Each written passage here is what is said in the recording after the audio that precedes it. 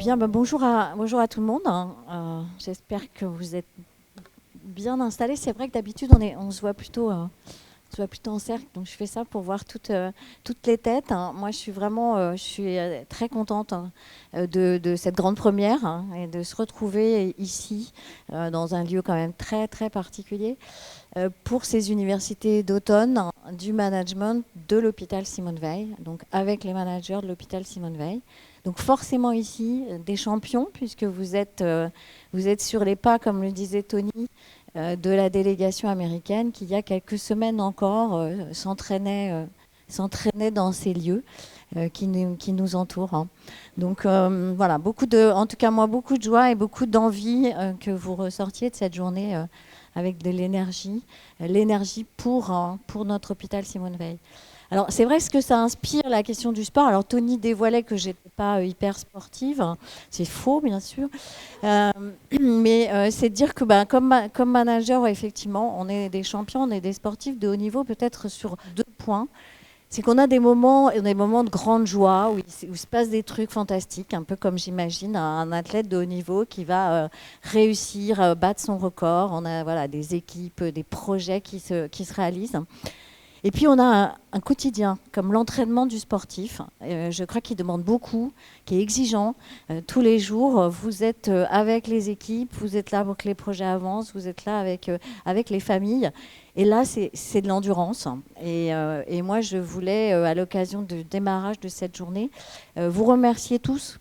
Vous remercier, vous dire effectivement, c'est un boulot de champion d'être manager, parce que de temps en temps, il y a beaucoup d'éclats, des beaux moments, et puis tous les jours, en revanche, on est là parce qu'on croit à cette mission. Donc j'allais dire, la flamme là, pour être restée dans les métaphores des Jeux Olympiques, elle est en vous, elle est en nous, et tout ça, on le met au service des patients et puis des résidents de l'hôpital Simone Veil. Et c'est... je dirais c'est enthousiasmant, en tout cas pour moi, comme directeur de l'établissement. J'allais dire, j'avais noté quoi, c'est effectivement la team Simone, des managers qui est là. On vous a proposé cette journée dans peut-être deux intentions, voilà, trois, parce que la première, je l'ai vue, c'est la convivialité, se voir, se parler. Je crois que maintenant, vous avez, je dirais, ces habitudes et ce rituel qu'on a entre nous, entre managers, et ça fait du bien et c'est nécessaire. La première, peut-être, c'était de faire encore plus et de prendre conscience qu'on est une communauté. Donc il y aura un travail autour de ça. Et donc, dans ce premier temps, là, après avoir passé la parole à Karim, dire en fait d'où ça vient cette histoire de projet managérial, et puis avec vous de repérer ici ceux qui étaient là au début, ceux qui ont vécu un certain nombre de choses, d'où ça vient en termes de théorie, d'inspiration, et puis comment on l'a développé, et c'est ce que Tony a appelé la rétro. Et puis cette communauté là qui va petit à petit prendre conscience, je crois qu'elle est une communauté avec tout ce que ça veut dire. Et c'est la partie où on va construire ensemble, à partir de propositions, mais aussi de vos idées, la suite du projet managérial. Qu'est-ce qu'on va proposer dans les années à venir? Qu'est-ce que vous avez envie de faire ensemble? De quoi vous avez besoin pour avancer et pour rester champion du management à l'hôpital Simone Veil. En tout cas, merci d'être venu, parce que c'est aussi ça, c'est aussi un engagement de prendre une journée dans les agendas hyper chargés que vous avez pour participer, être membre à part entière de cette communauté. Donc merci à vous pour tout, et bienvenue à l'Athletica pour les universités d'automne de notre hôpital. Et je passe la parole à Karim pour le mot de bienvenue aussi. Je dis la phrase habituelle. Juste. Devinette, quelle est la première phrase de Karim quand on fait un discours ensemble? A tout dit. Ouais, mais c'est vrai, t'as tout dit. T'as tout dit. Non, je regardais tout à l'heure, c'est vrai, je vais rien inventer, mais c'est écrit, l'équipe du USA est venue et ils ont laissé comme trace One for All. C'est important. un pour tous, et un grand président a dit yes we can. Donc je pense qu'on pourra. Voilà. Merci. Merci et bienvenue. Karim. Voilà. Très cool. Donc la suite de la journée se fera donc en anglais, vous avez compris. C'est bon pour tout le monde. Of course, a dit Muriel. Donc voilà. Alors, la rétro, est-ce que juste ce petit sondage, qui était là au début de l'aventure du projet managérial? Qui se dit j'étais là au début? Après, chacun met son début. Ah oui, j'en vois là-bas. 1, 2, 3, 4. Ah bah voilà. Donc vous allez témoigner d'un certain nombre de choses. Effectivement, il y a quand même, regardez ces quelques photos. Il y en a certaines qui datent de nos différents espaces parce que le projet managérial, c'est une histoire d'hommes et de femmes qui sont au service, tu le disais tout à l'heure, un pour tous. Un projet managérial, c'est porté par un binôme. Et le binôme de gouvernance dans un hôpital, c'est important. C'est le président CME et le directeur. C'est une condition du fonctionnement, du bon fonctionnement de la gouvernance. Et on a voulu effectivement porter ce projet. Ça a été possible, pourquoi? Parce qu'on a partagé une certaine vision, alors peut-être de l'homme, mais ce n'est pas le sujet aujourd'hui, mais en tout cas de l'homme et de la femme, évidemment, au travail. Il y a plusieurs façons de voir les choses et je dirais malheureusement, il y en a une qui a inspiré le fonctionnement des organisations beaucoup plus que les autres. Il y en a une qui a inspiré plus. Pardon. Et c'est quelqu'un qui s'appelle McGregor, c'est un psychologue américain, je pense que certains connaissent bien ça. C'est la théorie X et Y. C'est-à-dire qu'il y a deux façons d'imaginer pourquoi l'homme travaille. Dire en fait il travaille parce qu'il a besoin de travailler quoi. Il n'aime pas trop ça, si on pouvait on éviterait. Donc ça veut dire qu'il faut le contrôler, il faut faire un système un peu carotte-bâton pour que les gens fonctionnent. Il n'aime pas trop les responsabilités, donc il préfère avoir un chef qui décide, et puis de temps en temps quand on fixe des règles il essaie de les contourner. Et en fait, ce travailleur-là qu'on décrit, c'est comme si c'était un objet de production. Et donc, on va réfléchir à des procédures, à des cadres, pour qu'il fasse exactement ce qui est prévu, parce que de toute façon, il n'a pas envie de le faire. Est-ce qu'il y a un mot qui vous vient en termes de théorie managériale et qui a en fait été dans les entreprises pendant des années, et notamment au début du siècle précédent? On disait dans les usines, ça fonctionne sur un management d'inspiration. Je ne sais pas s'il y a un mot qui vous vient. Le taylorisme, ça vous dit quelque chose, je pense. Hein. Donc c'est ça. Et donc quand on est manager, si on a cette vision-là, on va mettre en place un certain nombre de choses. Et puis la théorie Y, alors évidemment c'est un curseur, hein, mais si on prend les deux extrêmes, se dire en fait non. Chaque individu et l'individu au travail, c'est un sujet en croissance, c'est quelqu'un qui va se développer parce qu'il a un désir, c'est celui de se réaliser et qui peut avoir envie de se réaliser dans son travail. Quand on travaille à l'hôpital, c'est pas complètement fou d'imaginer ça. Son travail lui apporte des satisfactions et donc il va s'engager. Il a besoin d'une certaine autonomie, on reviendra là-dessus. Il peut apprécier les responsabilités, il a envie d'apprendre. Et en fait, c'est cette vision, on va dire humaniste, c'est-à-dire qui croit que l'être humain, dans son développement, le travail participe. Et si on a cette vision donc Y, on va proposer un management qui est un peu différent de celui qui est induit par la théorie X et qui a été pendant longtemps, peut-être que ça existe encore dans de nombreuses entreprises. Donc ça, c'est la vision qu'on a partagée de l'homme au travail. Et puis la vision des managers. C'est quoi un manager? On ne va pas vous faire un wake clap, hein, sauf si vous en mourrez d'envie, mais ça fait tourner la tête. Et là, il y a plusieurs visions.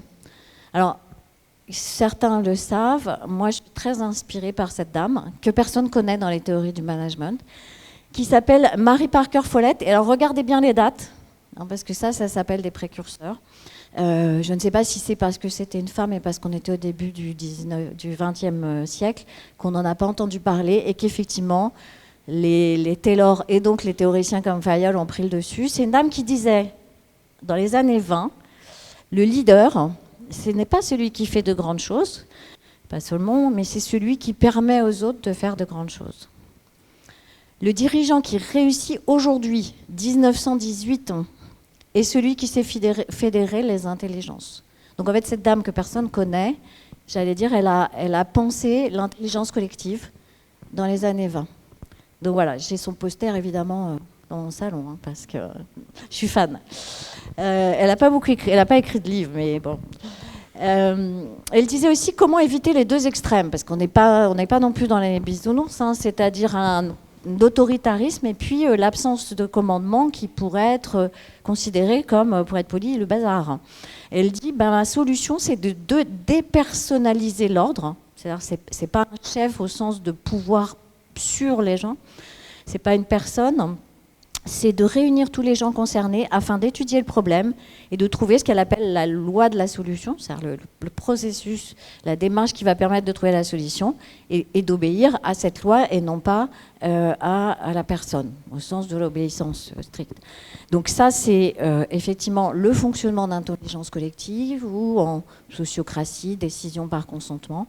Alors, tous les slides seront remis à ceux qui répondront bien aux questions en fin de séance, hein, parce que je vois que vous prenez des photos.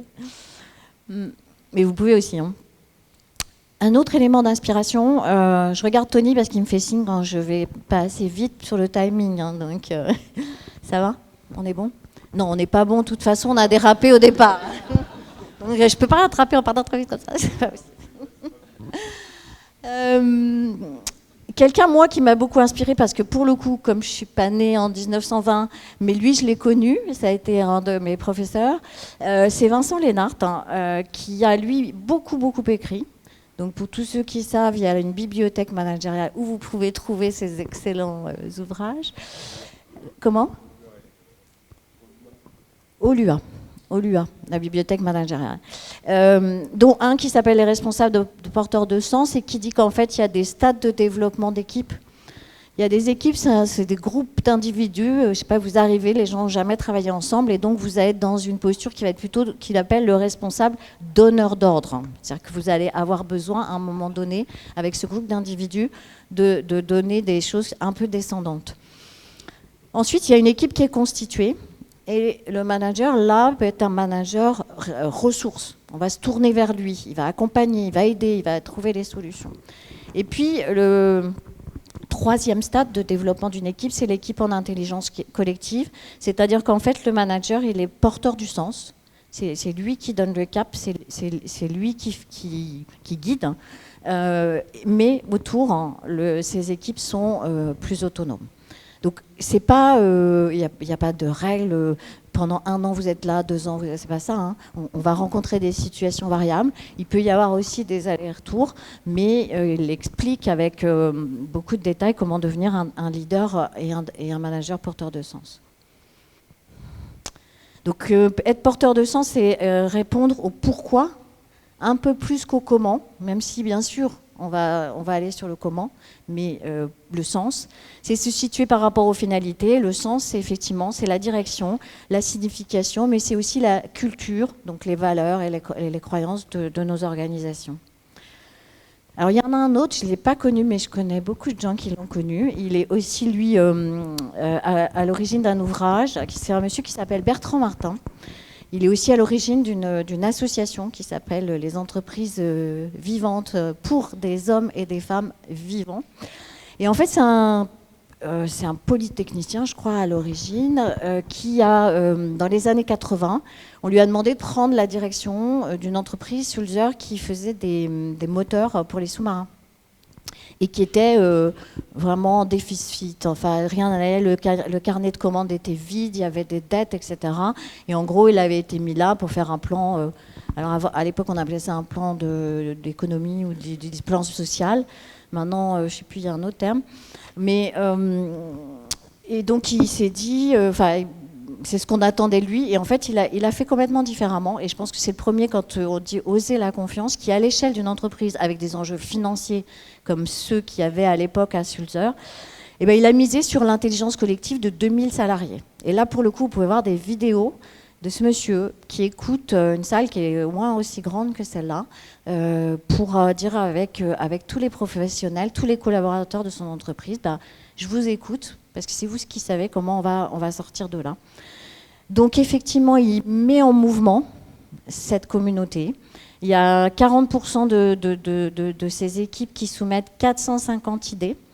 Et petit à petit, dans une façon de fonctionner complètement différente et dans une transformation que vous pourrez découvrir dans ce magnifique ouvrage qui est donc à la bibliothèque au LUA, et ben cette entreprise deviendra leader mondial et aura multiplié son chiffre d'affaires en 10 ans.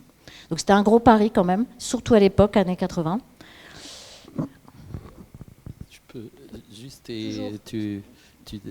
sur la dia que tu as dépassée, en 12 ans, ça veut dire que ça ne se fait pas en quelques mois ou en quelques années, c'est sur de la construction.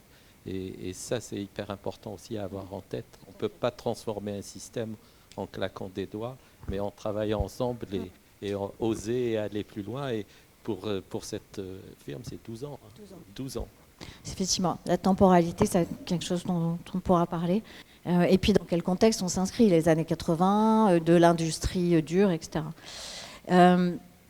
Il dit notre source d'énergie serait le robinet de la vérité. On me demandait, et on voit les vidéos, hein, qu'allez-vous faire? Quelle est votre stratégie? Donc les gens attendaient que le nouveau DG dise voilà le plan d'action qu'on va mettre en place. Et lui, effectivement, puisqu'il y a des témoins de l'époque, il a dit mais moi je sais pas.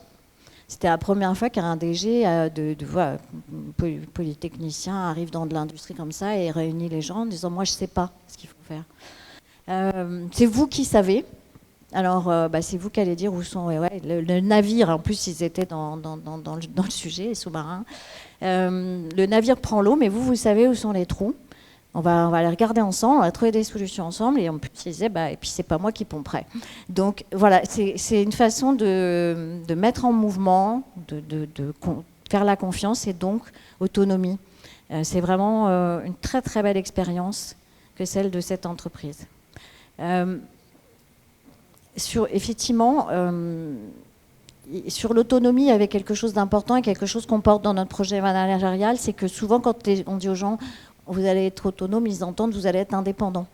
Donc il y a des fois des petits îlots ou des planètes, y compris à l'hôpital, qui vivent leur vie sans être complètement avec nous. On n'est pas dans le même système solaire.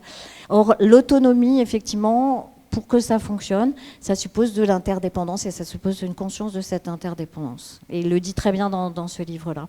C'est aussi la vérité, la liberté et la confiance. C'est que pour libérer les énergies, il faut qu'on ait confiance entre nous, il faut qu'on soit authentique. C'est un peu les règles qu'on donne au départ. Il dit que c'est ça qui a permis tout ça. Il faut appel à tous.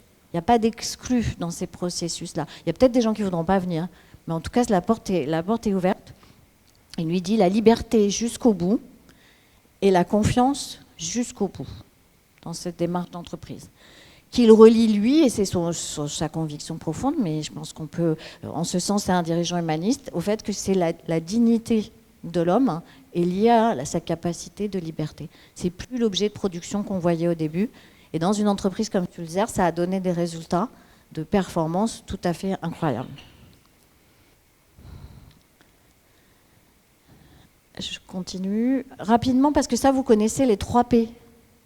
Est-ce que quelqu'un a déjà entendu parler des 3 P, des spécialistes d'analyse transactionnelle, éventuellement?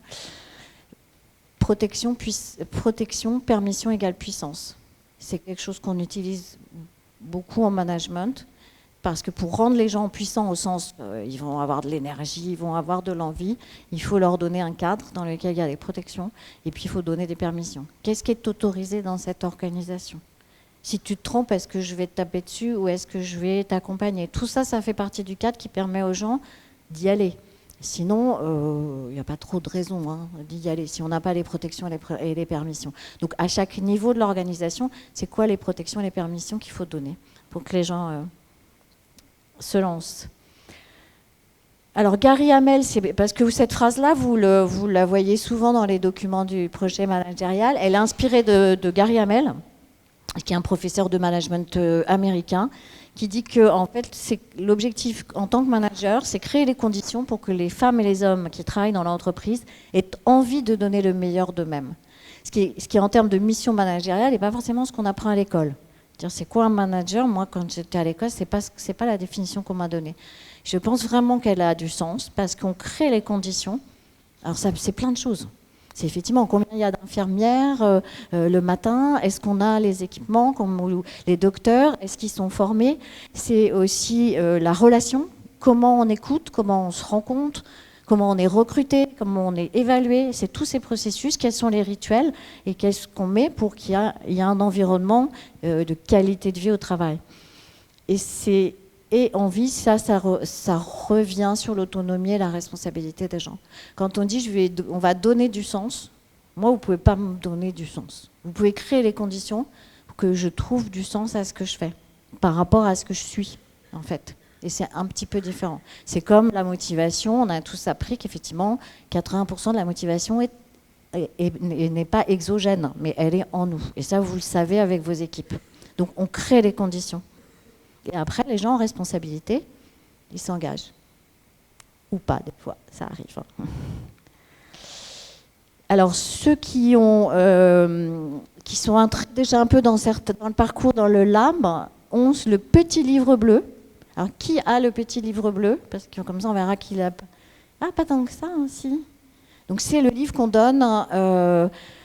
le livre de Jacques Santini, Christophe Le Buan. Jacques Santini, certains l'ont vu, vous vous souvenez? Est-ce que certains étaient à la conférence sur la confiance? Voilà, donc c'est là où vous avez vu Jacques Santini. Petit livre bleu du management, du manager de l'hôpital Simone Veil, qui est un livre assez pratique. Alors, donc, je vois qu'il y en a pas mal qui ne l'ont pas. Donc là, c'est pareil. On ne les a pas apportés, mais on pourra vous donner des exemplaires. C'est comment créer un leadership qui est fondé sur le plus humain et le plus efficace durablement. Il y a des choses qu'on peut faire, ils sont efficaces demain, mais dans le long terme, avec les équipes, en fait, ça ne sera pas efficace. Et puis, récemment, peut-être certains ont entendu parler justement de c'est quoi l'efficacité, c'est quoi la performance, c'est quand même des sujets sur lesquels, quand on est dans le service public, quand on est à l'hôpital, on s'interroge de savoir ce que c'est. Et Olivier Hamon a écrit un petit livre qui s'appelle L'antidote au culte de la performance, qui parle plutôt que de performance, de robustesse. En disant c'est comme le système vivant, il est robuste. Il y a des choses dans le vivant qui existent depuis des milliards d'années. Et il s'est passé plein de trucs entre-temps. Les dinosaures ont disparu, je sais pas, le climat a changé, etc. Et ce vivant-là, en fait, il a un système qui lui permet de réagir à cet environnement qui est complètement aléatoire. Et donc, voilà, c'est cette image-là, il nous invite à revoir la performance dans l'idée de quelque chose plutôt qui est robuste, qui rejoint un peu la notion de durable, y compris dans les sujets managériaux, pas seulement pour le climat. Et puis, à la fin, Lalou, c'est pareil, c'est le deuxième poster moi, que j'ai dans ma salle à manger. Je suis fan de Lalou, vous pouvez l'écouter. Bon, maintenant, il ne parle plus de management, il parle de climat. Qui a vu, lu ou qui connaît Frédéric Laloux? C'est bien. À partir de ce soir, vous allez tous connaître Laloux. Donc, son bouquin s'appelle Reinventing Organization. Le titre est en anglais, mais il est en français. Et en fait, il va décrire toute l'évolution des entreprises, du management, de l'organisation du travail, en montrant à quel point c'est lié à l'état de la société. On n'organisait pas le travail de la même façon dans les grottes préhistoriques qu'au XIXe siècle, etc. Et qu'aujourd'hui apparaissent des entreprises qui appellent les entreprises opales, donc les entreprises qui nous ont inspirés dans leur fonctionnement. Et il va analyser ces entreprises pour montrer comment ça fonctionne concrètement sur tous les process d'une organisation, une entreprise opale. Et il y a 3 piliers qui nous ont effectivement pas mal inspirés, qu'ils appellent en anglais wholeness et donc plénitude en français, c'est peut-être compliqué. C'est l'idée que quand on vient au travail, on est soi-même. On n'est pas un masque, on est un individu avec une histoire, des croyances, etc. Et que pendant longtemps dans les organisations, on a demandé aux gens de laisser qui ils étaient à la porte de l'organisation. Donc moi j'appelle ça l'authenticité, comment permettre ça dans le fonctionnement qu'on a les uns avec les autres. Le deuxième pilier, c'est l'autonomie. Je ne reviendrai pas parce qu'on a beaucoup parlé de ça, et c'est un fondement. Et puis ça, c'est la raison d'être évolutive. C'est des entreprises, parce que le monde autour évolue, qui n'ont pas une stratégie genre Gosplan à 10 ans, mais qui ont une stratégie qui peut évoluer à la fois par rapport aux besoins qui émergent et par rapport à l'environnement. Et ça s'appelle, Karim, un projet médical vivant. Voilà. C'est ce qui a inspiré le projet médical vivant de l'hôpital Simone Veil, qui a été un peu compliqué à faire comprendre à nos autorités de tutelle qui disaient mais vous n'avez pas de projet, médical. Si, mais il est vivant. Voilà. Donc ça, c'est Lalou dans nos inspirations. Et effectivement, il nous inspire aussi, c'est-à-dire même concrètement comment on mène ces transformations. Il y a 4 cadrans. Et quand vous regardez vous verrez après ce qui a été fait, en fait, on essaie de remplir les 4 cadrans. Il faut toucher l'individu et le collectif. Il faut toucher tout ce qui se voit, mes comportements, la façon dont je parle, etc. Et puis, dans le collectif, les pratiques, les processus, etc. Mais l'individuel est là. Il faut faire avec ce qu'on est, avec nos égos, avec nos peurs, avec nos valeurs. Et dans le collectif, il a, entre guillemets, je n'allais pas dire un inconscient, on ne va pas ouvrir ce débat-là, mais il a une culture, il a aussi des valeurs, il a une histoire. Et ça, si on n'en tient pas compte, la transformation, elle ne se fait pas. Elle peut se bloquer là. Et donc, pour reprendre Léna, c'est effectivement un processus de transformation qui va du très concret, les résultats, les plans d'action, en lien dans ce yo-yo avec le sens, qui touche les individus, les équipes et les organisations. C'est bien là-dessus qu'on travaille sur le projet managérial et qui porte tous les projets de l'établissement. Donc j'ai mis le projet d'établissement, mais c'est tous les projets de toutes vos directions, de tous vos services. Donc c'est ce qui nous a inspirés. Et puis c'était plutôt pas mal d'avoir commencé tôt, parce qu'en fait, le monde autour de nous, il est hyper mouvant, et manager comme hier, ça ne marche pas. On avait travaillé sur cette question du monde vical. Je ne sais pas si vous vous souvenez de la conférence de Cécile Cellier sur ce sujet. Qui était là pour voir un peu qui va nous en parler? Non, je rigole. Tout va bien se passer. Hein. Vous serez juste devant la caméra. Voilà, les évolutions de la société, on en parle souvent sur les sujets d'attractivité, fidélisation. Moi, j'entends oui, mais les nouveaux aujourd'hui professionnels, c'est pas comme ceux d'hier, etc. Et c'est vrai. Et puis les tensions du système de santé en France. Donc oui, Peter Drucker, qui est aussi un prof de management, disait le plus grand danger dans les époques de troubles ou les époques de tension, comme on vit aujourd'hui quand même. Il dit c'est pas la tension, c'est pas le trouble, c'est de continuer à agir comme avant. Donc je pense que ça, c'est une petite chose qu'il faut toujours avoir en tête, parce que quand on est fatigué, quand on est stressé, on va aller chercher tout ce qui est mécanique et tout ce qui fait qu'on a fait pareil avant.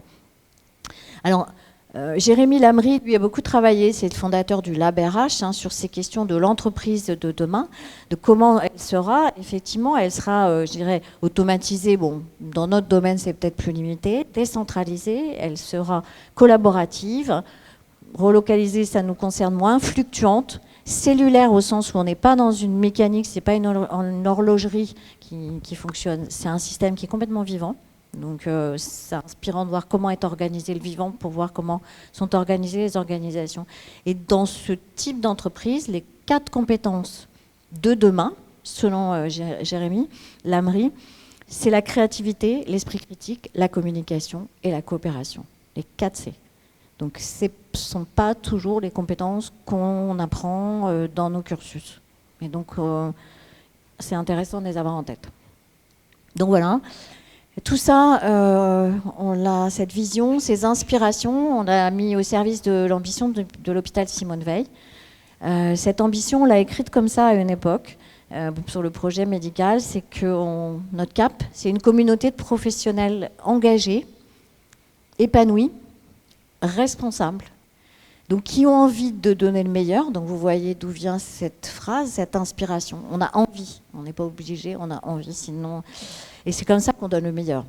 Je pense que les champions qui s'entraînaient là, il y a certains jours, ça devait être difficile, mais ils avaient envie de donner le meilleur. Donc au service d'une offre sanitaire et médico-sociale durable, sécurisée et de qualité, ça c'est notre mission en tant qu'hôpital, c'est la finalité, c'est notre raison d'être, même exactement. Bien sûr, pas tout seul dans notre bulle, pas en autonomie, mais en interdépendance, c'est-à-dire en réponse aux besoins du territoire, en articulation avec les autres acteurs de santé, On n'est pas tout seul, ce sont des parcours. En partenariat avec les patients et les usagers, c'est un sujet important qui se développe de plus en plus, de mettre en responsabilité et d'être à l'écoute de l'expérience patient, et en responsabilité environnementale. Donc ça, c'est notre ambition pour l'hôpital Simone Veil.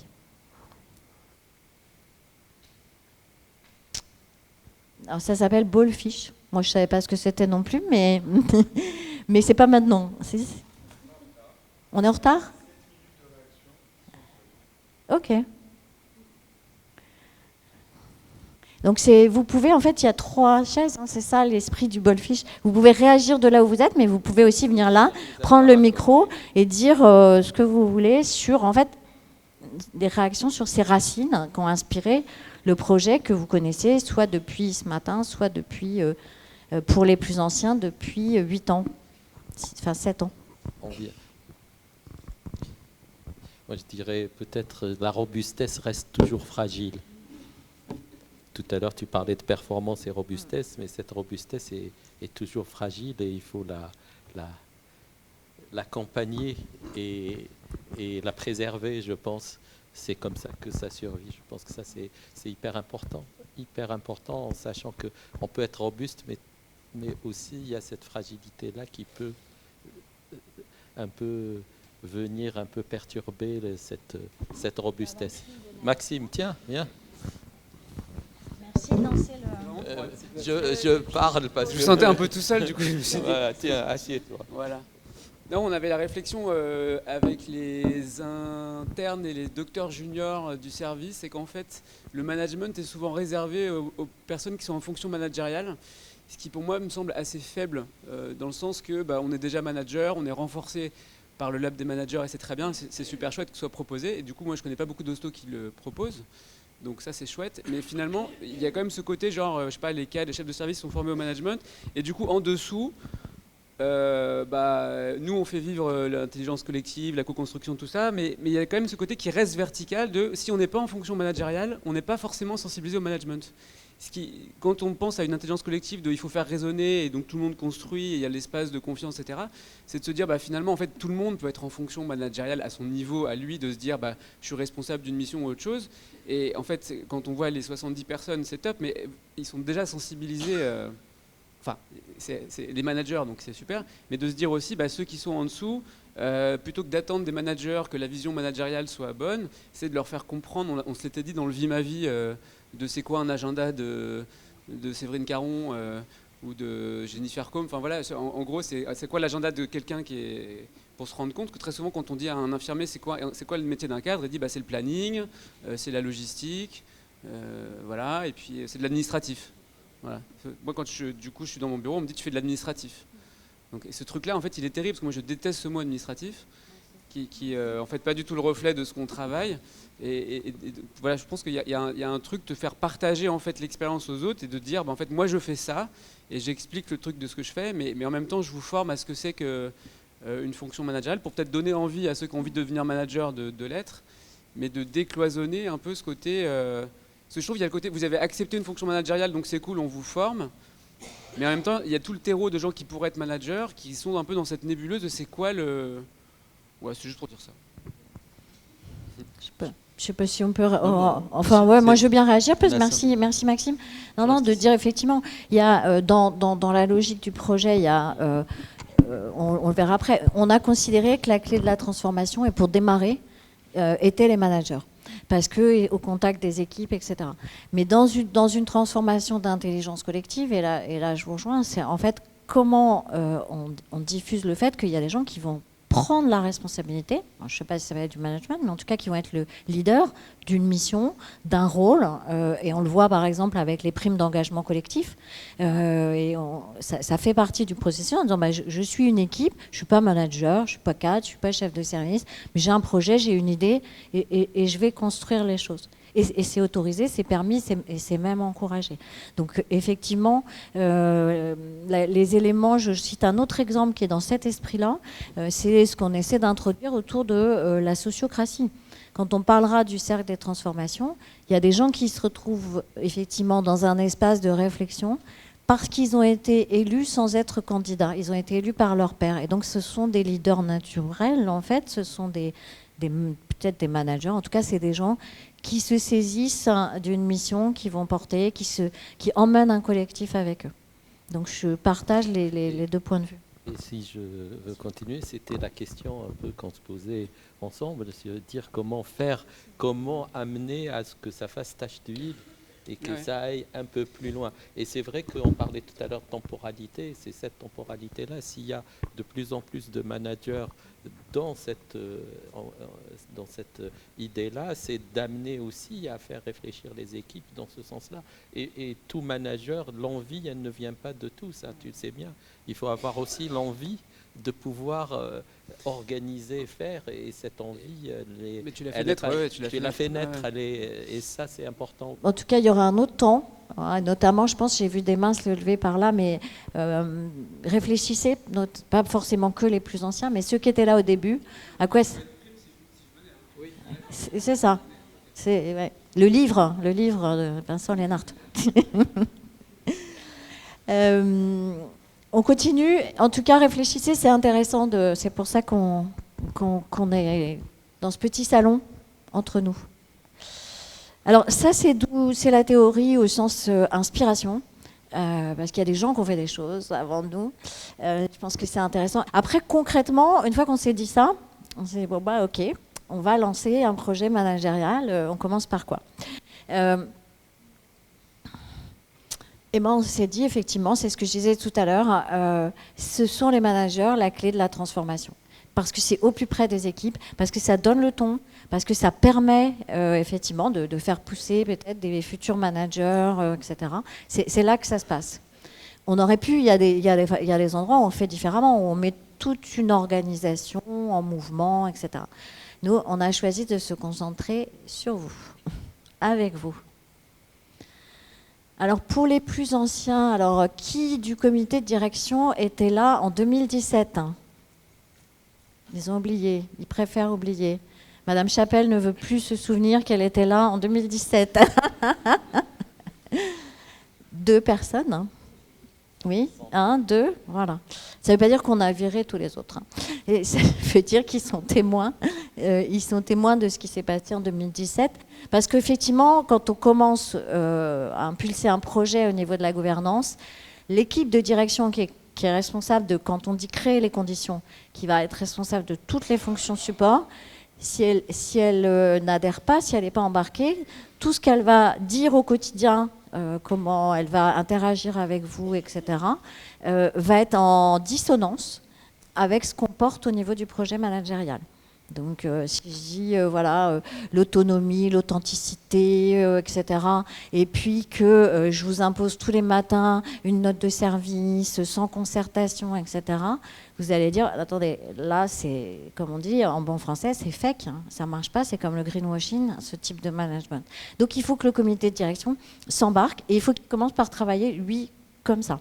Donc, effectivement, ils pourront vous raconter, ou ils viendront raconter les débuts.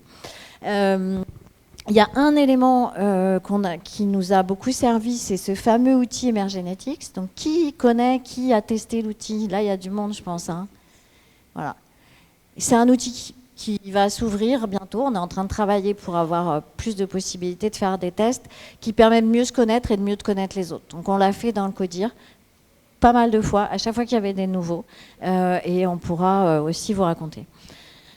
Ça existait, ça a été une proposition de l'équipe en disant en fait le comité de direction, donc il se réunit avec son DG traditionnellement, et les collègues m'ont demandé, parce que pendant un intérim ils avaient fait comme ça, s'ils pouvaient se réunir sans moi.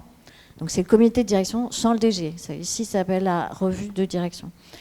Et depuis, donc j'ai dit oui, et depuis ça continue, et donc en autonomie, cette équipe, qui est l'équipe de direction, se réunit pour régler tous les problèmes qu'elle peut régler, et ils sont très nombreux, sur lesquels ils n'ont absolument pas besoin de moi.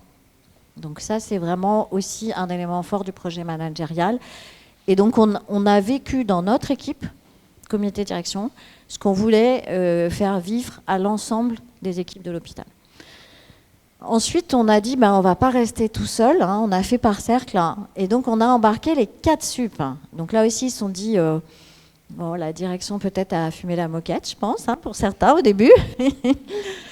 Qui était là? Qui était là? Le codev, oui, voilà. Je vois Anne, oui, et Banafché, Olivier Fasquelle, Banafché, et Madame Caron, effectivement, qui lève la main. Je me dis pourquoi? Parce que, effectivement, voilà, 4 sup à l'époque a vécu le co-développement pour essayer de comprendre comment on travaille différemment ensemble. Et puis ensuite, on a dit, mais non, mais on va élargir encore. Donc bon, avec Karim, vous verrez, ça arrive après. On dit, mais en fait, où sont les médecins? Donc, mais c'est intéressant d'avoir le cheminement. On a dit les cadres. Les cadres, c'est vraiment indispensable à l'hôpital. Et on a créé le Café Gourmand. Ça a été le premier lieu, on s'est dit, c'est là, d'intelligence collective, on va mettre les cadres ensemble. Est-ce que vous vous souvenez du Café Gourmand? Les premiers. Le premier. Parce que je peux vous dire que moi, je m'en souviens. Non? Oui? Qui était là? Hein? Et alors, c'était à l'IFSI.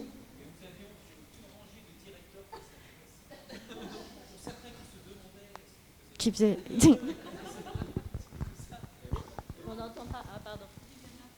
Oui, c'est une expérience, mais qui montre à quel point aujourd'hui ça a évolué. Parce qu'aujourd'hui, ça se passe plus du tout comme ça, et on voit bien que les gens ils viennent avec plaisir. Mais la première fois, ça s'est passé donc à l'IFSI dans une salle qui n'était pas si grande que ça.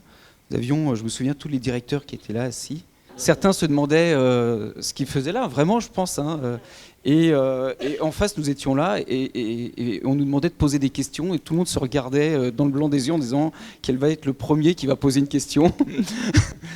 Et aujourd'hui, on voit à quel point ça a évolué, ce Café Gourmand. On voit le nombre de personnes que ça a réuni, l'interactivité qui existe aujourd'hui dans ces cafés gourmands. Et puis, pas que ces espaces de parole, il y en a eu plein d'autres qui se sont développés. Donc c'est en ça que tu disais, Karim, tout à l'heure, il faut 12 ans, on parlait de 12 ans tout à l'heure pour que ça évolue. Mais il a fallu du temps, parce que ce premier Café Gourmand, il est 2017, 2018, voilà. Et donc 7 ans, 8 ans après, on voit comment ça a évolué. Et je trouve que c'est chouette de voir tous ces espaces de parole qui existent aujourd'hui et qui ne sont plus comme ils étaient à l'époque, c'est-à-dire vraiment descendants comme ça a pu l'être. En tout cas, merci. En tout cas, merci du témoignage, Olivier. Effectivement, pour moi, ça a été un grand moment de solitude. Hein. Et j'ai su, en mettant le premier pied dans la pièce, quand j'ai vu comment elle était organisée, avec effectivement, on était en rang et je crois même qu'il y avait une estrade parce que c'était une salle de classe de l'IFSI. Et dire, osez votre parole, comme ça, sans cadre de protection. C'est le nouveau DG, il y a toute l'équipe de direction. Mais comment voulez-vous que quelqu'un parle? Enfin, je veux dire, c'est... Voilà, maintenant, rétrospectivement, on avait dit gourmand, il y avait les affreux gâteaux de l'hôpital et le café de l'hôpital sur un truc. Enfin, et donc après, on a eu une deuxième période, je ne sais pas si vous vous souvenez, on était à Eldin. On avait des tables rondes, on avait des petits macarons, on mettait des post-it avec les infos, parce qu'on s'est dit, si les gens n'arrivent pas à parler, on va déjà reposer le cadre, qu'on n'avait pas fait. Donc, on fait beaucoup d'erreurs quand on fait ce genre de transfo.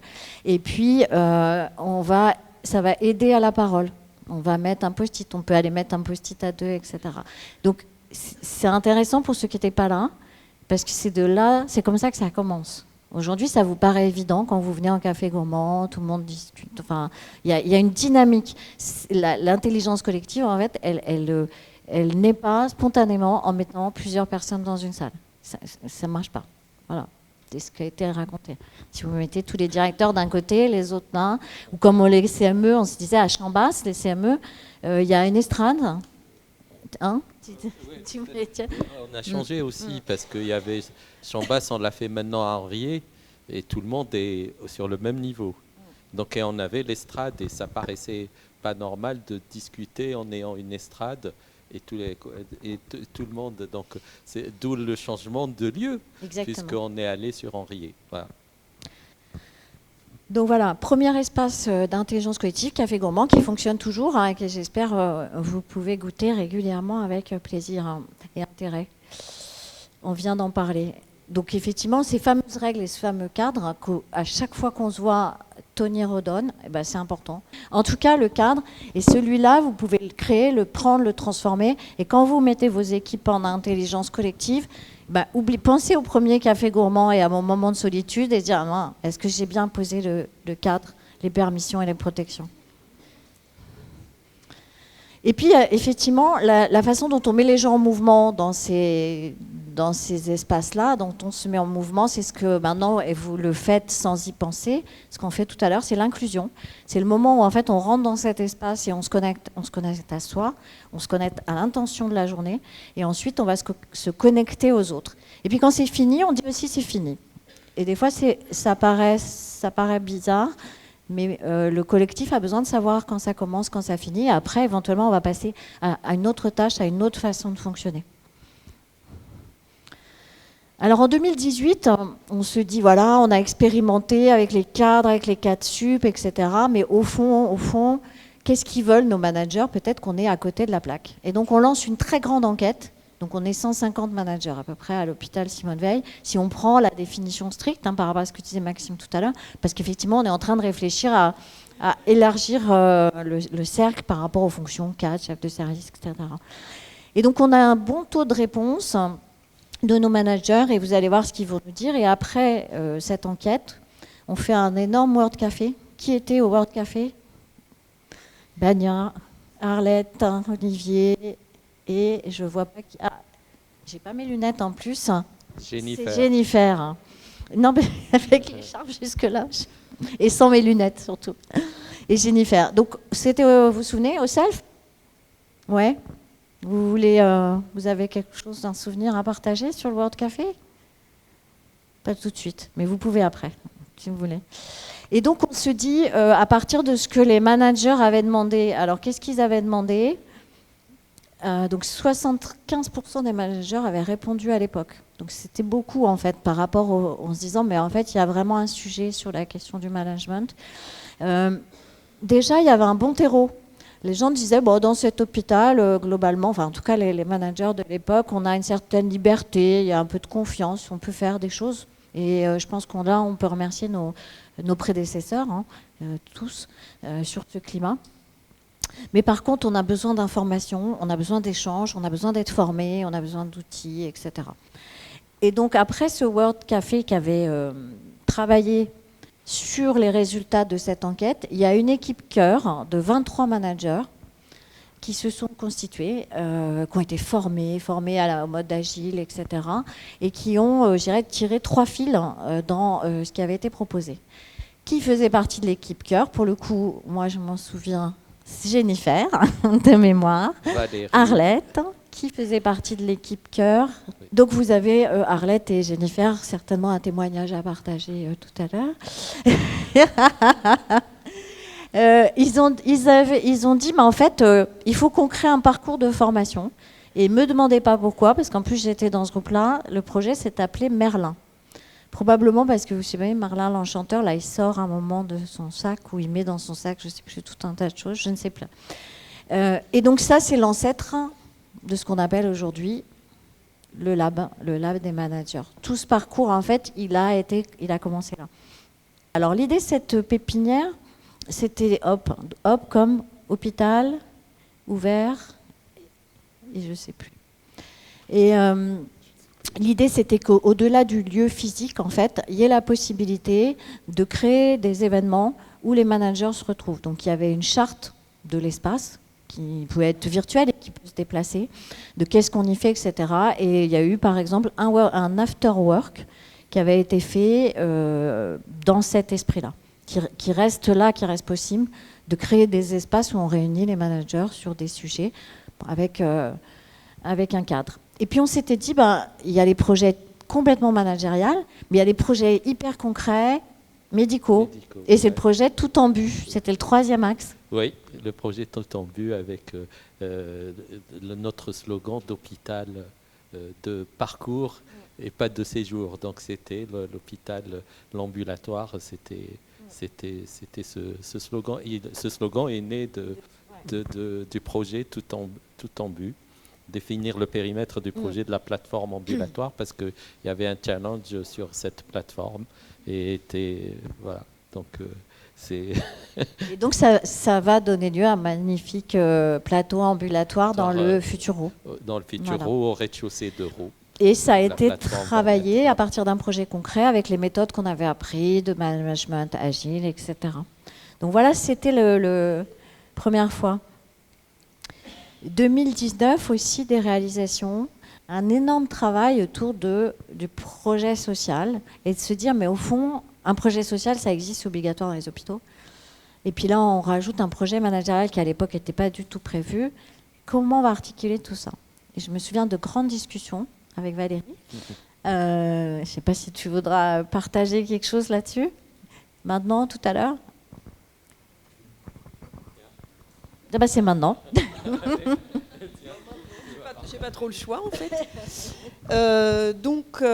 Oui, le projet social, c'est une obligation, c'est dans le code de la santé. Et là, on était dans un cadre complètement différent, où tout d'un coup il y avait un projet managérial, alors que normalement le projet social il traite aussi les problématiques particulières des managers. Et puis il fallait qu'on le réfléchisse de façon beaucoup plus large. C'est ce qui a été fait. On s'est inspiré bien sûr des résultats de la première enquête dont vous a parlé Nathalie tout à l'heure, de façon à ce que dans ce projet où il y a 45 fiches actions mais plus de 100 actions citées, il y a certaines fiches, si certains l'ont lu, qui sont réservées à l'encadrement, d'autres qui concernent tout le monde, qu'on soit cadre ou non cadre, certaines qui concernent que les PNM et certaines qui concernent que les médecins, puisque c'était dans le même état d'esprit. On ne peut pas être une communauté managériale avec, on va travailler que les non-médicaux d'un côté, les médecins, eux, ils n'attendent rien, ils ont besoin de rien, ils n'ont pas besoin de formation, ils ont pas d'attente de carrière.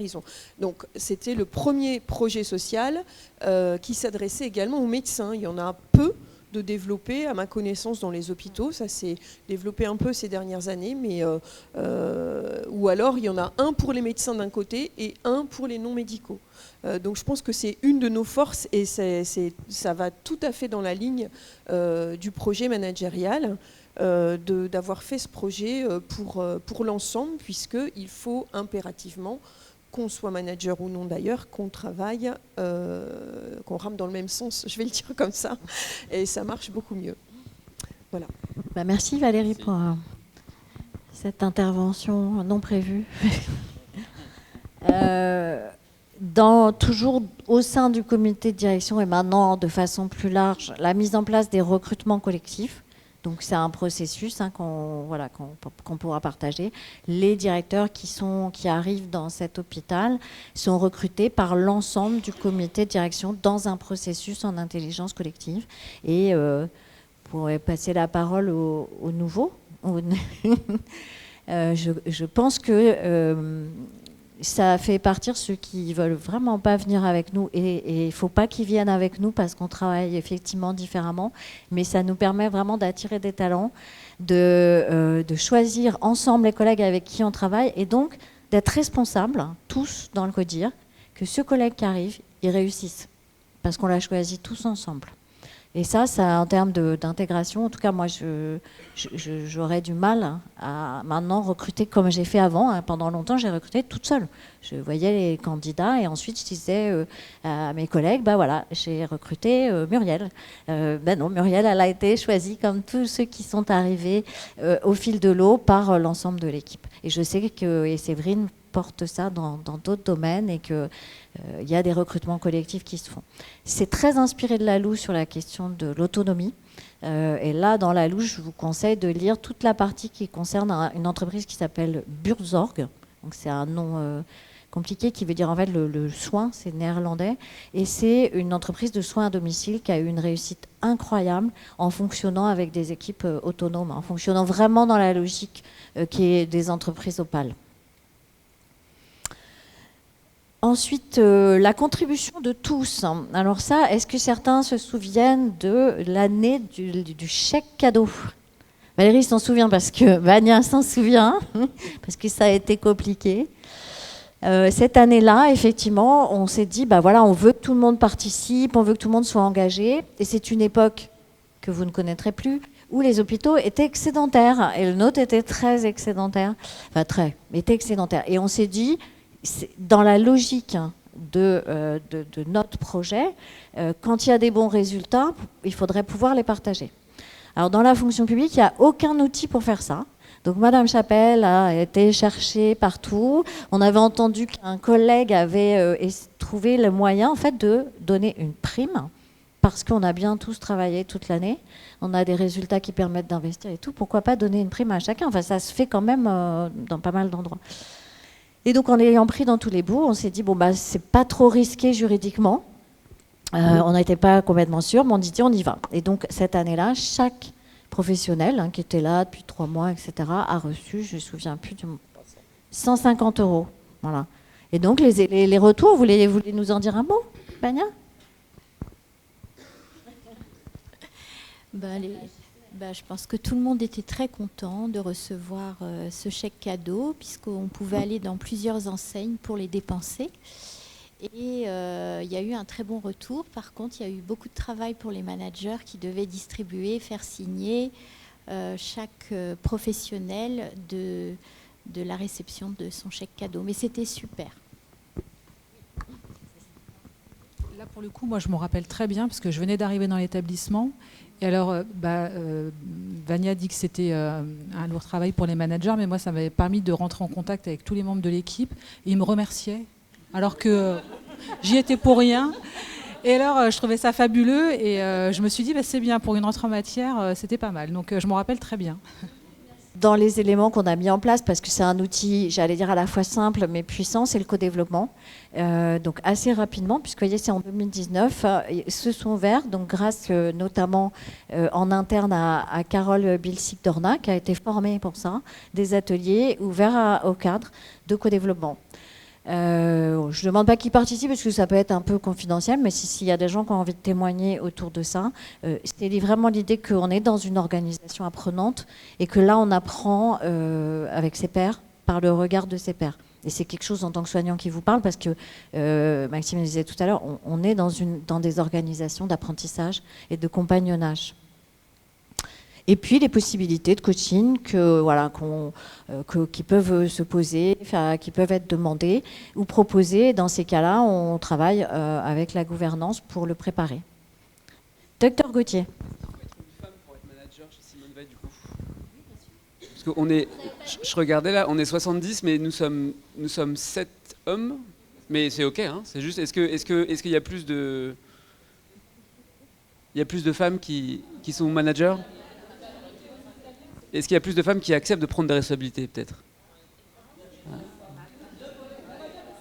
Les hommes, ils se cachent. Et la deuxième question, c'est qui a inventé le terme paramédical ou non médical, qui sont quand même des termes très particuliers? Est-ce qu'on ne pourrait pas réinventer ce terme chez Simone?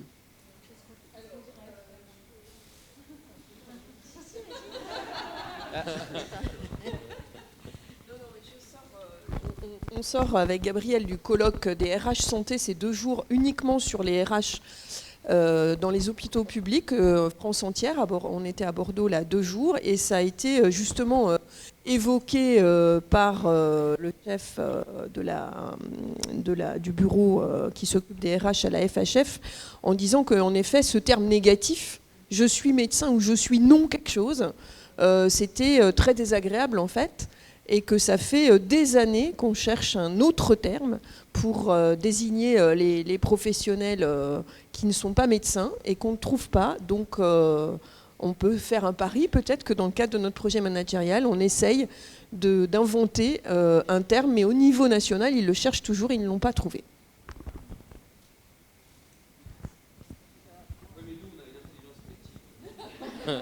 C'est bien, Maxime. Filmez le docteur Gauthier. Intelligence collective. Et en résonance, parce que ça aussi, ça vous a marqué. Voilà. C'est bien pour ça que tous ces mots-là, on peut les entendre dans beaucoup d'endroits. La question, c'est de bien savoir pourquoi nous, on les utilise et surtout qu'est-ce qu'on met derrière.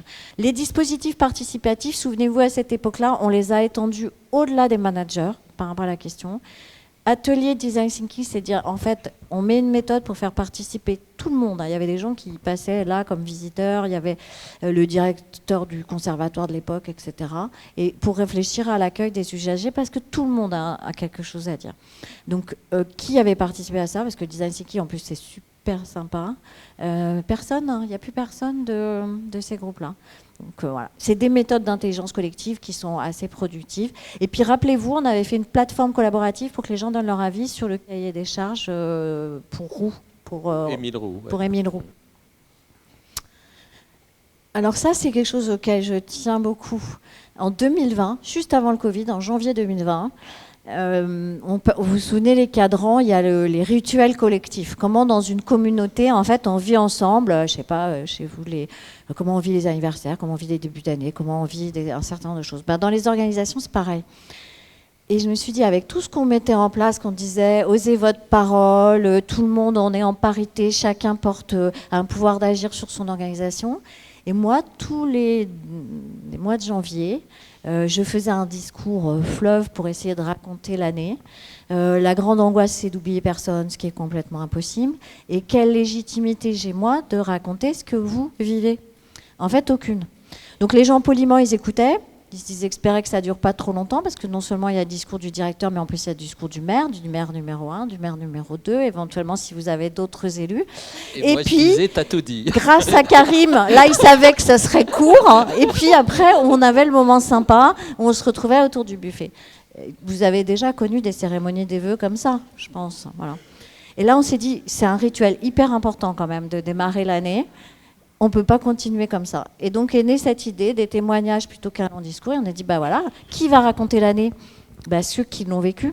Et là, on a eu quand même des moments, moi je regarde de temps en temps les vidéos, des moments incroyables où les personnes vraiment avec là l'envie, là on sentait vraiment que c'était leur envie, on racontait ce qu'ils avaient fait en équipe, ceux qui étaient sur la scène, ce qui n'était pas évident, il faut oser aller sur la scène devant ses collègues. Ils avaient leurs équipes là qui les soutenaient, enfin leurs collègues, etc.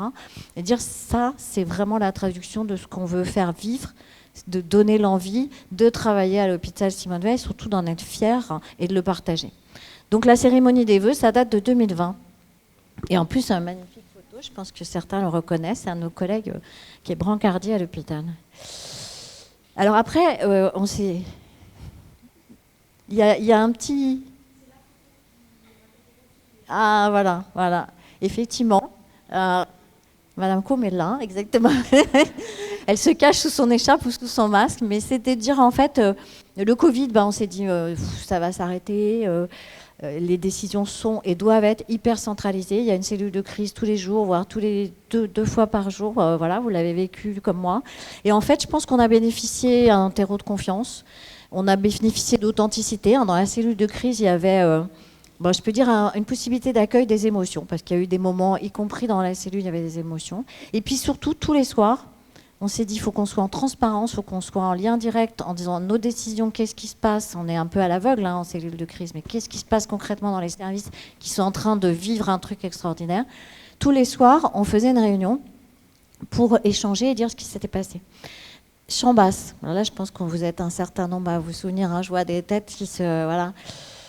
Et au début, on s'est dit, il va y avoir personne parce qu'ils sont sous l'eau, et deux, avec les histoires de ne faut pas se réunir, enfin bref, comment on fait? Et puis, dans l'esprit de notre projet, on dit, c'est pas possible, on ne peut pas piloter, prendre des décisions aussi difficiles parfois, sans être en lien avec ce qui se vit sur le terrain, et puis surtout prendre les idées des équipes. Et en fait, le soir à Chambas, tous les soirs, il y avait, l'amphi était plein. L'amphi était plein, et on a piloté ensemble ce moment extraordinaire que tous les soignants et les hospitaliers ont connu. Alors, vous vous souvenez le projet Merlin, l'enchanteur, il est devenu le lab, on l'a structuré, on a créé un parcours en 4 briques, à la fois travailler sur le management, les fondamentaux. Donc les fondamentaux, c'est la gestion RH, c'est le pilotage médico-éco, c'est comment faire un projet. La stratégie, comprendre quand on est manager quel est son environnement, comment on fait un dispositif de santé sur un territoire, etc. Et puis c'est une brique cheminement personnel. C'est tous les espaces où là on peut réfléchir sur soi en tant que manager. C'est un petit peu le cadran en bas à gauche des espaces de la transformation tel que on l'a montré tout à l'heure. Qui a fait le lab ici? 1, 2, 3. Ok. Et donc, effectivement, on a 4 promos aujourd'hui. 2 promos de chefs de service, une promo de cadre, une promo mixte. Ça veut dire que 26 chefs de service ont été formés au lab des managers de l'hôpital Simone Veil et 23 cadres. C'est le moment témoignage, réaction. Ça a été proposé en premier lieu aux apprenants. C'est vrai. Après, au binôme chef de service cadre. Moi, voilà, on n'a pas pu y participer avec Karim, mais moi, j'aurais la volonté, par exemple, d'y participer. Est-ce que ce sera proposé au cadre déjà cadré parce que c'est, à mon avis, assez complémentaire de ce qu'on peut apprendre à l'école des cadres, et même peut-être plus approfondi sur certaines thématiques qui nous, du quotidien, quoi. Et donc, je pense que ça peut être intéressant. Tout à fait. On va cet après-midi travailler sur la suite, mais en tout cas les promos, il y aura une promo chaque année et elle sera ouverte tous les cadres et puis les médecins également. Donc oui, la réponse. Vous avez des retours? C'est bien, merci. On est content. Ça donne. Non, je disais, on a des retours positifs de nos collègues, donc ça donne envie, nous aussi, de pouvoir y participer. Donc voilà. C'est bien dans l'esprit de continuer les promos, c'est un socle. Et tout à l'heure, vous pourrez justement, dans l'idée de la journée, c'est-à-dire un moment par rapport à ce qu'on travaillera sur les perspectives, de dire où j'ai envie de m'engager demain en tant que manager par rapport aux propositions de l'hôpital Simone Veil. Et c'est vrai, l'idée de dire que ça plaise et ça donne envie, c'est ce qui va faire diffuser aussi ce côté-là. Je pense que ça, c'est hyper important. C'est hyper important. Oui, Madame Gonzalez. Quelques témoignages pour ceux qui l'ont vécu. Oui, moi j'ai fait partie de la première promotion. J'étais cadre apprenant et c'est vrai que je l'ai fait au bout de 3 ans de cadre apprenant. Et je pense que tous ceux qui étaient là ce jour-là, pendant cette session, on a tous dit pourquoi on ne l'a pas fait dès le début. Et parce que ça nous a apporté énormément de choses. J'ai eu la chance de pouvoir faire l'école des cadres juste après. Ça a été pour moi 2 choses différentes et ça m'a appris beaucoup. Voilà. Cette année-là, on avait une promo avec beaucoup de cadres apprenants. Et donc, voilà, promo, moi je me souviens de la fin assez impressionnante. Je ne sais plus le nom que vous vous étiez donné qui m'avait surpris. Mais... Oui, c'est vrai que nous-mêmes, on avait dit que ce serait bien de le partager avec tout le monde. Parce que je pense que même en étant cadre, en ayant fait l'école des cadres, etc., je pense que de temps en temps, c'est bien aussi de remettre les choses dans le contexte dans lequel on vit, l'évolution, etc. Qui d'autre veut témoigner de... Madame Foldy? Oui, j'étais sur la même promo, mais effectivement, moi, du coup, ça faisait un peu plus de 6 mois que j'étais en poste, donc je confirme que du coup, ça m'a fait vraiment une bonne bouffée d'air frais et de partage en collectif. C'était super formateur. Et puis après, j'ai enchaîné avec le co-développement que je conseille aussi, qui est extraordinaire aussi. Merci du témoignage. Est-ce qu'il y en a d'autres? Non. Madame Jeanne. Vous avez évoqué là tout à l'heure les crises, les cellules de crise élargies, et moi je me rappelle de ces moments qui ont été extrêmement forts parce que je venais juste de prendre mes fonctions et donc on était en pleine période de crise Covid et c'est vrai que c'était pour moi totalement innovant en fait ces espaces et c'était très porteur et très aidant en tous les cas au fil des mois dans ma fonction. Ça m'a permis de rencontrer des managers, de rencontrer des médecins et voilà, pour moi c'était vraiment très porteur. Merci du témoignage. C'est aussi se dire qu'on dit souvent les fonctions managériales, on est seul.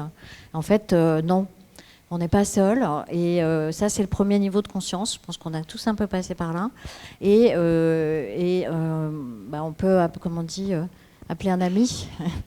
Et donc, il faut apprendre à demander de l'aide. Et en fait, quand on devient manager, il y a peut-être un malentendu sur le fait que, voilà, on doit porter, on doit être fort, on doit se débrouiller tout seul. Voilà. Ça fait partie à la fois de ce qui peut être lié à la fonction, ça peut aussi faire partie de notre histoire personnelle. C'est pour ça que je disais, quand on arrive en authenticité, on arrive aussi avec ça. Et donc, ce qu'on se dit dans ce projet managérial-là, c'est qu'on n'est pas tout seul, on est entre pairs, tous ensemble, on est solidaires. Et donc, si je te fais une demande, si je demande de l'aide, en général, j'ai des beaux cadeaux en retour et je sais que vous le vivez quotidiennement dans la solidarité qu'il y a dans cet établissement entre les managers. Il n'y a pas de regret dans ceux qui ont vécu le lab de témoignage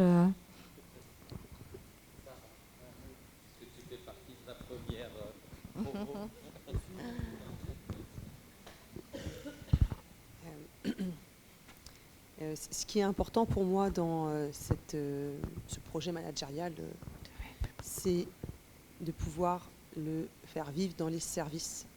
Par rapport à ce que tu disais, Maxime, sur le fait de, entre guillemets, faire contagion, le partager, je pense que c'est à nous aussi, qui avons bénéficié de cette formation, qui avons ce dispositif de soutien, de pouvoir apporter ces nouvelles façons de faire, ces nouvelles façons de penser, ces nouveaux modes de communication dans les équipes.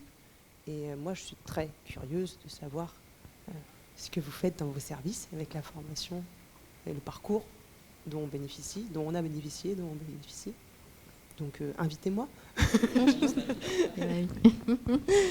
C'est lancé, hein.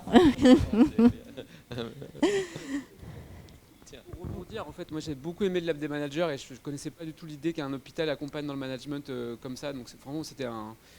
Enfin, moi j'étais très content. Donc, on est souvent en critique, donc quand c'est bien, bah, voilà. Donc merci beaucoup de nous avoir permis de faire ça. Oui. Ah, pardon. Merci. Donc moi j'ai participé aussi au Lab des managers avec les cadres apprenants. Et sur la fin, ce que j'ai trouvé intéressant, mais je pense que ça mériterait d'être un petit peu plus, enfin je ne sais pas, amélioré ou travaillé, c'était l'idée, il y avait une rencontre, il y avait un Lab des managers avec les cadres et les médecins avec les chefs de service. Et j'avais trouvé cette idée très bonne. Bon, sur le moment, la date avait été fixée un peu comme ça, et puis, enfin pas comme ça, mais surtout, je pense que les médecins n'étaient pas forcément tous au courant. Je pense qu'il y aurait peut-être quelque chose à faire autour de ça, vraiment d'un travail collaboratif entre le médecin et le cadre au niveau du Lab des managers. Voilà. Alors effectivement, vous avez complètement raison. Et une des réponses à ça, ça a été la création du Lab des binômes, où là vraiment le cadre et le médecin viennent ensemble, travaillent. Et là, on est entre pairs, mais entre pairs binômes. C'est-à-dire comment on fonctionne, quelles sont la vision de chacun des missions, etc. Donc effectivement, c'est important puisque le management concret d'un service, c'est un binôme, comme le management d'un hôpital. Alors, on me fait signe qu'il faut avancer parce que si vous voulez, les petits cafés. En tout cas, merci pour les témoignages et il y aura possibilité aussi d'en avoir d'autres cet après-midi et de travailler sur la suite. Je vais aller vite parce qu'on en a parlé. Un des éléments dans les concrétisations, c'est quand vous vous souvenez, la LOU, les 3 piliers, la stratégie évolutive, c'est dire nous, le projet médical, il ne se fait pas top-down. Il est alimenté en permanence par les projets des services.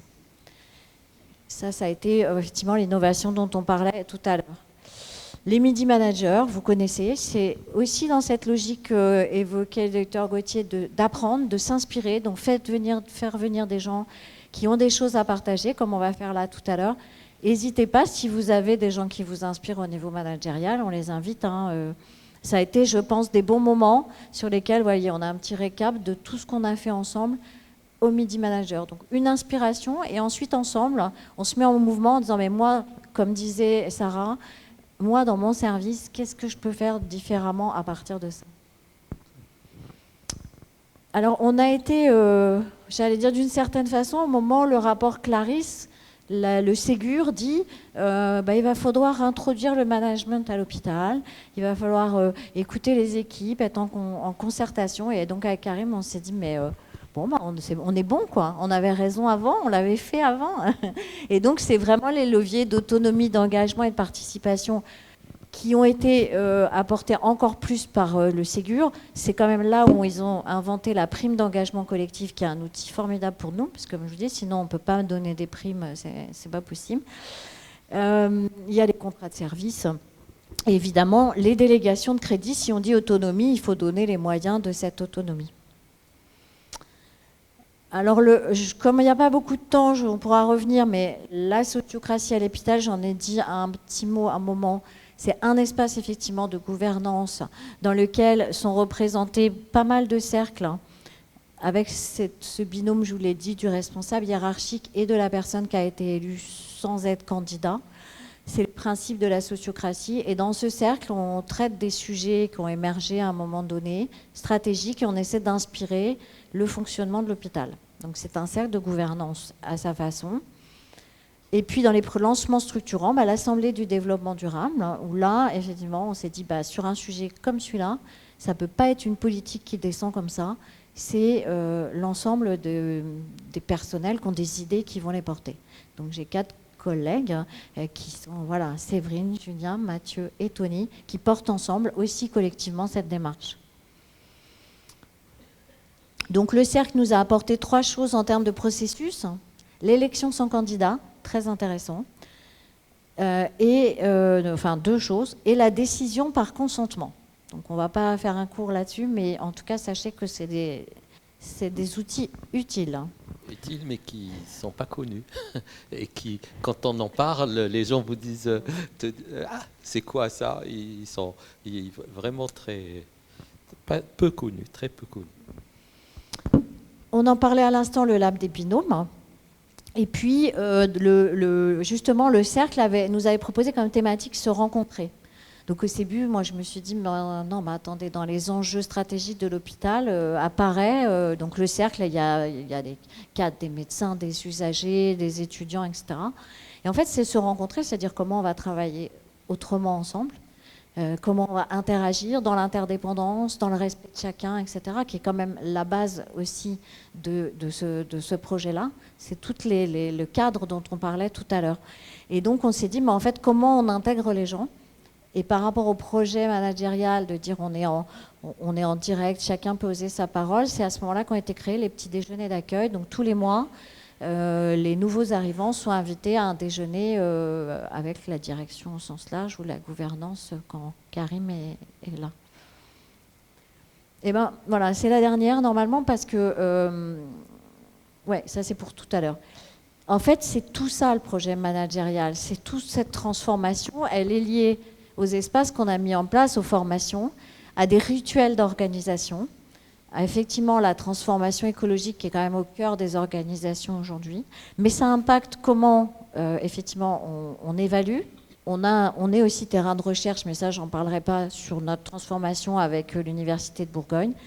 Et ça impacte les processus RH, l'intégration, le recrutement, on en a parlé. Ça impacte les processus de gestion, les contrats de service, la délégation de crédit. Ça impacte la gouvernance par la façon dont on gère le projet stratégique, par la composition du directoire, et puis par ce cercle des transformations qui est un nouvel espace de gouvernance. Donc en fait, vous avez là, je dirais, tous les éléments qui, pour nous, participent à l'ambition que j'ai donnée au début de notre projet managérial. Pardon ? Oui, on va mettre... oui, on l'a pas. Bientôt, elle est déjà là. Simulation. Évidemment, c'est le travail de cet après-midi, c'est comment on va enrichir ce socle-là. Mais il nous paraît intéressant déjà de le partager avec vous. Donc merci de l'attention. Je sais que c'était un peu statique là ce matin. Nous on parle, mais merci d'avoir témoigné.